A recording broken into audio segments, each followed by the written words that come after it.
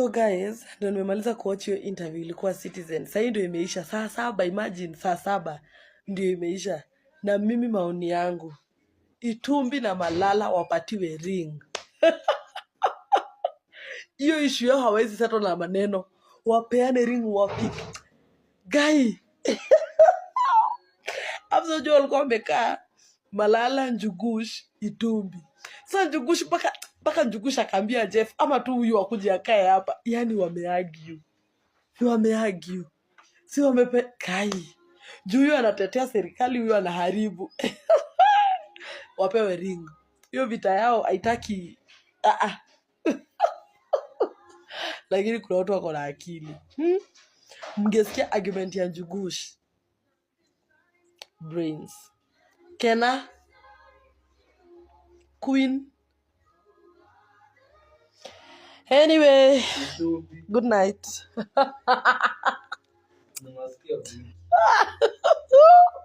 First of all, I'm a very disappointed person tonight. One, because today the president disappointed me. First, he did not apologize for tear-gassing school children. I thought he would have started by apologizing for the brutality he exercised against school children. Be it as it may, I want to start by referring to the statement he made and agree with him that he wants to protect our children against pedophiles, against drug peddlers, against people who teach them negative ethnicity. One thing that I just want to amend on the president's comment is he should have added that those children also need to be protected against corrupt leaders, against land grabbers, against liars, because we must start practicing what we say. You cannot be the president, you say that you're protecting the students against drug peddlers, but when you appoint your cabinet, you appoint 2 drug barons in your cabinet. So you should have started. Like who? I'm sorry. You know. Who are those? I do not want to mention names here, but it is in the public domain. We have drug barons in cabinet. You know, Kenyans know. We have drug barons in cabinet. And therefore, these things that we are telling these students are mature students. These are the same crop of students who are lied about laptops with the same person talking about protection. And therefore, these students know what is going on. And I would like to ask the president to ensure he talks his walk. The problem I have is like we have 2 mouths. So today, the government is speaking from this mouth, saying, never again, that thing lingers in my head, never again shall people be killed. And then these other mouth kills. Yes. Then the next day, never again. Abduction, yes, it happens. Never again corruption, it happens. So that's why we are not quick to believe what the government is saying, and that's why these voices are coming even from the children, because now kidogo chapati, even now it might be true tutapata chapati, but mahali tumefika juu tumezoea. You're like, ay, kweli chapati even. By the way, unasema ile chapo 1 million a day ama? Hapana, sisemi hiyo. Again ni satire. Oh. Much, but your videos speak volumes. Yeah, you know. What are you trying to say there? What are you trying to say? I think you can already see what I was trying to communicate, because one thing I've learned about the government and particularly life is a man is what he does, not what he says. And in communication, when you keenly study how the government communicates, and there are some 3 pillars of communication, ethos, pathos, and lagos, you notice that ethos, pathos, and lagos. Aye. You notice that the government is very good at lagos, communicating in a place where they evoke the emotion, the emotional appeal. So I always say that, I always believe that before somebody speaks, let us check the credibility, the ethos part. Why are you, because they might say A, but do B. Yeah. So it's advisable for the people to actually be attentive to what the government is doing, not what the government is saying. Yeah. What did you think of what happened to Butere girls? To me, it was unfair because I also have a drama background. And when I was watching the news, seeing those girls running, it was a bit unfair because it's like a sign that the government has started fearing now what the capabilities that art can actually do. And it was not a good thing. Yes. Reasech Kenar, give us some final thoughts going forward. Okay, to me, first of all, I take my words to the fourth estate, the media itself. Maybe I believe sometime you should remove the cameras away from these guys. Because from these politicians? Yes. Yeah. Because the more you put it on them, the more they become famous, the more they enjoy what they are doing. So if you start, maybe if you take away the audience they have, we might have a nation where people are working to do work, not to be famous. Then another thing, to me at least you have seen how defending some things is very hard, you know. And one day, maybe if you see it, you grow old, I think you might watch yourself in a TV and be like, wow, was this me? So before somebody's a politician, somebody's a human being. Yeah, so these are just masks everyone is wearing here. But when you go home now, you remind yourself of who you are. And lastly, to that young boy who's watching, I've been in content creation for now 7 years, and I'm on a journey to win the Oscar Awards. And all this through, I've been doing it, not thinking about what is the government saying, what's the plan of the government. I believe that that young boy at home, just do whatever you are doing, whether you are learning to be a teacher, whether you're learning to be a doctor, a screenwriter. Just make sure that, you know, Martin Luther said that when you sweep, let their people come and say there was once a great sweeper there. Just do it, forget about these people, because these people have a lot of political scores to settle. By the time they are done, you'll be waiting there, and you'll feel like they have not changed your life. Yeah. So like Lupita, your dreams are valid. Yes. Hey, Reasech Kenar. I want to challenge Itumbi.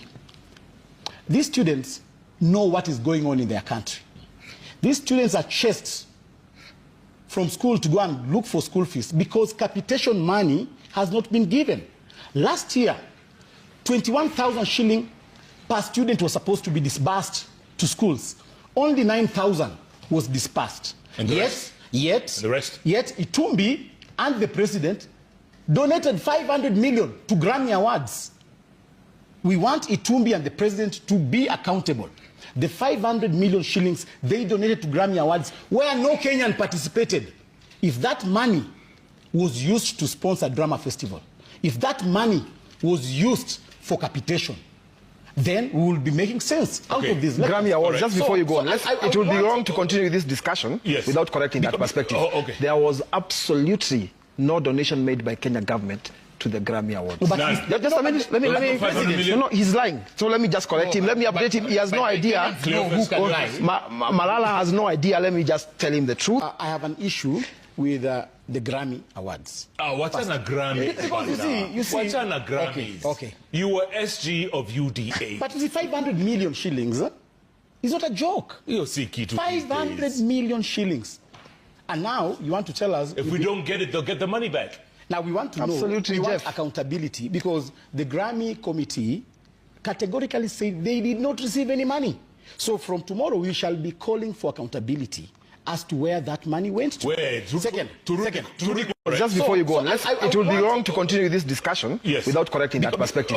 There was absolutely no donation made by Kenya government to the Grammy Awards. No, but just a minute, let me no, he's lying. So let me just correct him. Let me update him. He has no idea. Malala has no idea. Let me just tell him the truth and the facts as they are. Then he can spin all he wants. First, when he says capitation was done by government, he was seated in cabinet because he was UDA SG last year at cabinet secretary level. No, just a minute.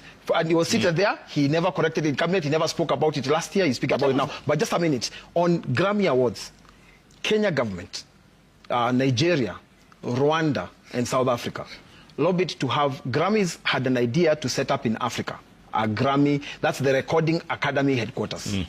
Kenya, like all the other 4 countries, bid to host the Recording Academy in Kenya. And part of the bid is to pay the money, 500 so million. The money just a minute, let me, we bid, the bid has not yet been decided. On February 27 and 28, there are delegations to Los Angeles office of the Recording Academy. If we lose the bid, of course the money is returned. Every bid, you bid with a proposal, with money put in. Malala just simply doesn't know that Kenya government has gone further to support creatives by even bringing the Recording Academy here. And that part of the deal is to create state-of-the-art, globally accepted visual studios at Konza. Part of that deal, it's not Konza actually, it's at Talanta Sports City. Just a minute, at Talanta Sports City. Just a minute. Just a minute. We placed our deposit. Yeah, it's not a deposit. No. Jeff, let's be fair. It's not a deposit. Wait. Countries place a bid. I mean, even when you're bidding for the World Cup, you place a bid, you put a proposal, you put a presentation, both tourism and commercial, and if you lose the bid, you get back what belongs to you. Okay, wait, Cleophas, wait. Let's come back to the play. No, just a moment. Wait. Just a moment, Jeff. Mweshimua. Jeff. You for art. But I want Malala to tell me whether this play is going to be reenacted by adults or whoever. I have said it time and again that we are going to enact this play with an adult cast. By the same time, we must honor the young girls of Butere Girls. We must honor them. The proceeds of that show, a percentage of it must go to those girls. Because those girls are heroines. Those girls will be inscribed in history for fighting for liberation. I heard somebody else telling me that, why are you using students to do politics? Students are part of the liberation journey.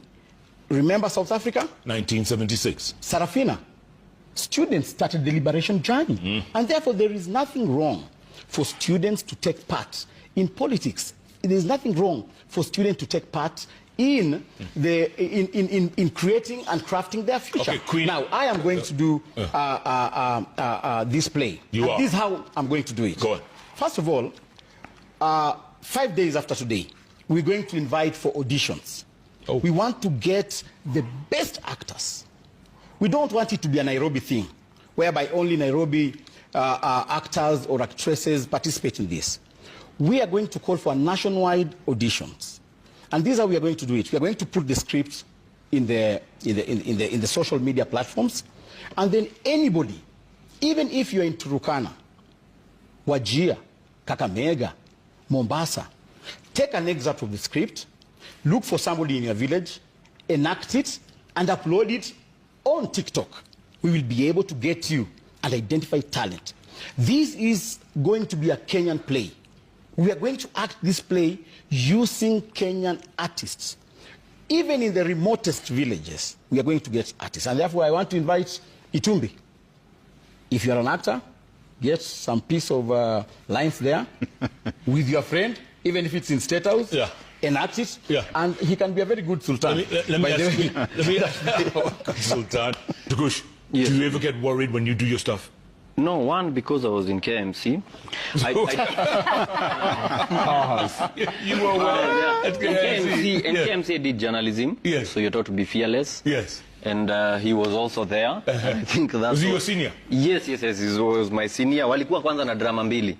Walifanya maandamano. They had a different play from the one the school presented. So and you won. You won, eh? Yeah. Nice. Now haikufungwa. Now so I come from that whatever, but also in art whatever we do ni kioo cha jamii. So what I'm doing is not politics.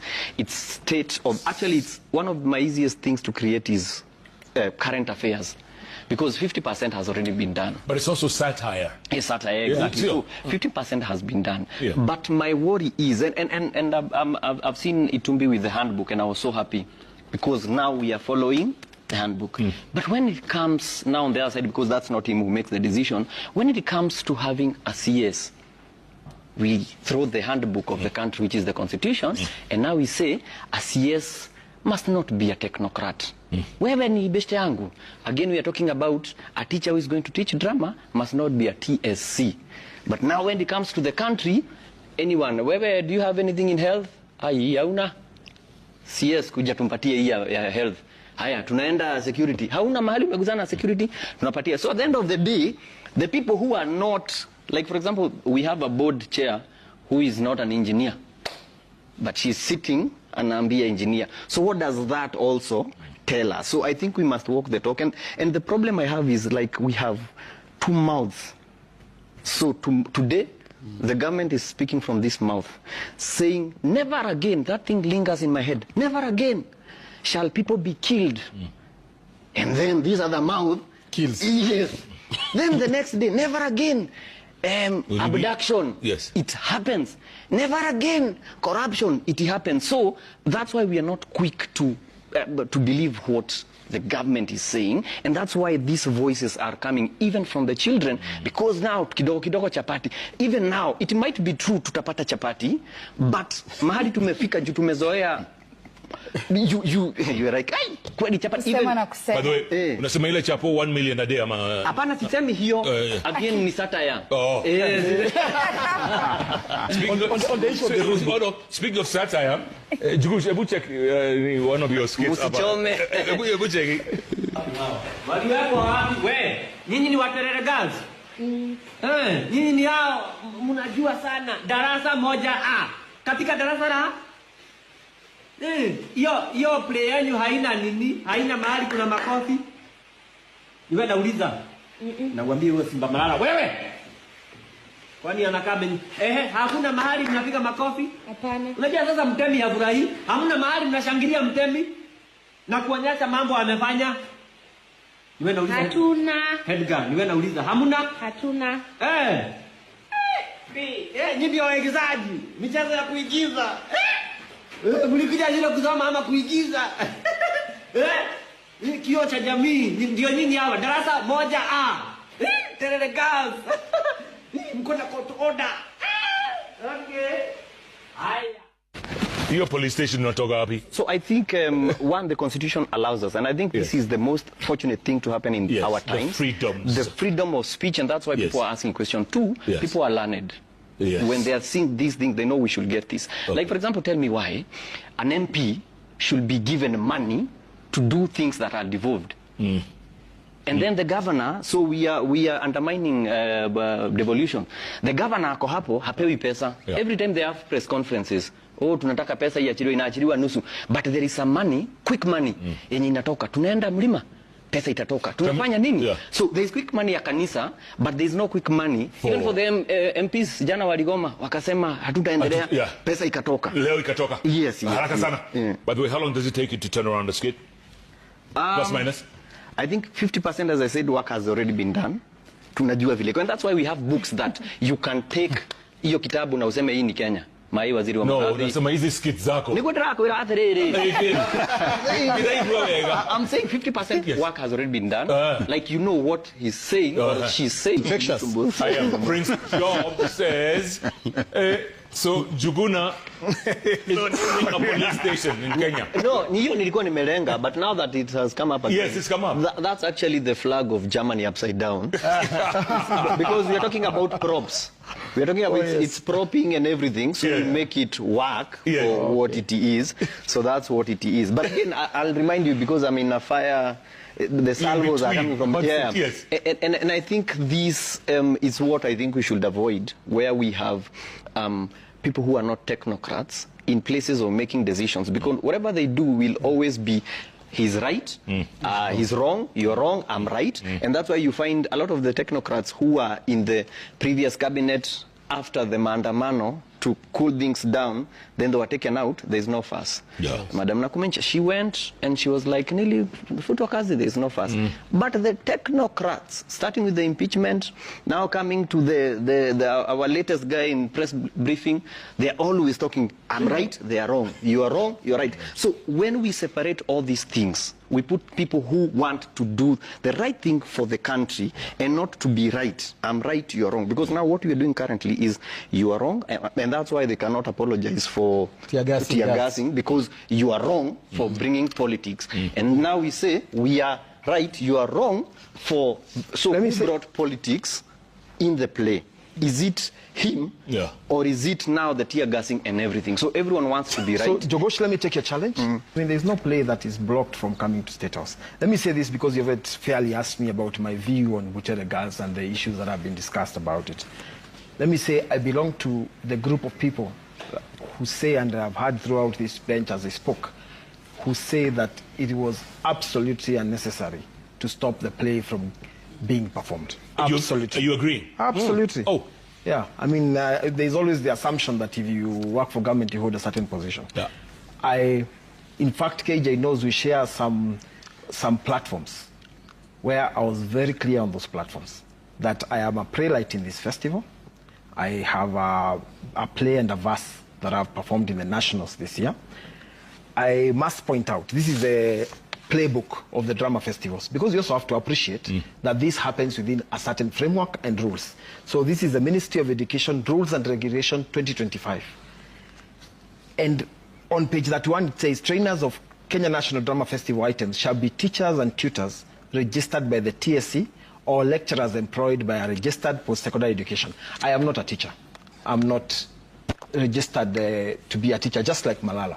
We perform in these plays out of passion, albeit illegally, as per the rules of the festival. This goes on, and I don't want to spend too much time. I'll leave this to you be able to do a story, and I've marked a few things you can look at. Whoever who made the decision made it as per the rules of the festival. Remember, this festival is fully funded by the government of Kenya.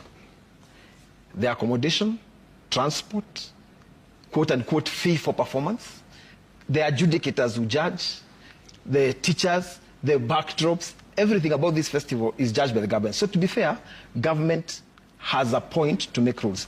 Citizen sponsors roadshows across Kenya, Jeff. I'm sure Citizen will not allow someone to hold the microphone and say Citizen TV is the worst TV in Kenya.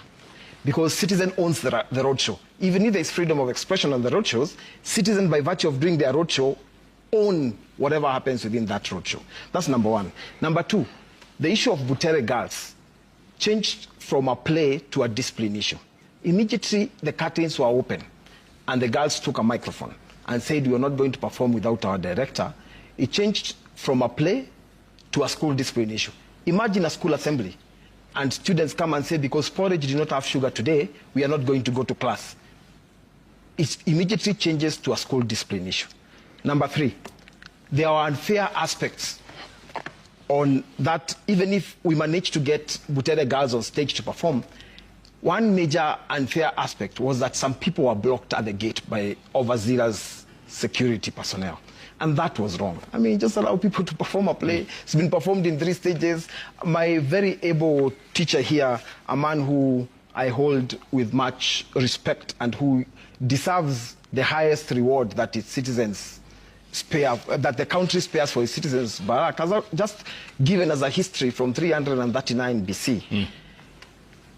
There is absolutely no reason to stifle that. However, imagine if a school tomorrow came with a play and taking all what has been said about freedom of expression and says Christians is the worst faith in the world, and or even Muslims, that all Muslims are terrorists. That is why at school we have the Kenya National Drama School Festival, which guides which play can be staged and which ones cannot be. Okay. But let me conclude by saying, yes,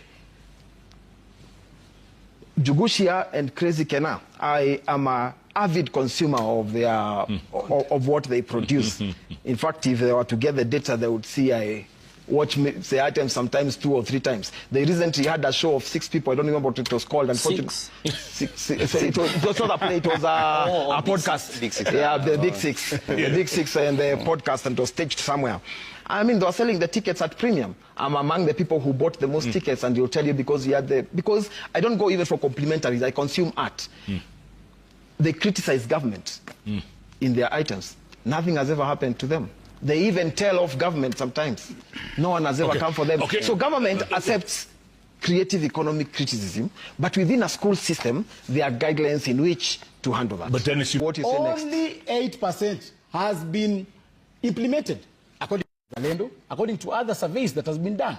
So you are reading an academic paper, but in real sense, when you go to the ground, there is nothing, absolutely nothing you are doing and committed to ensure that you implement that.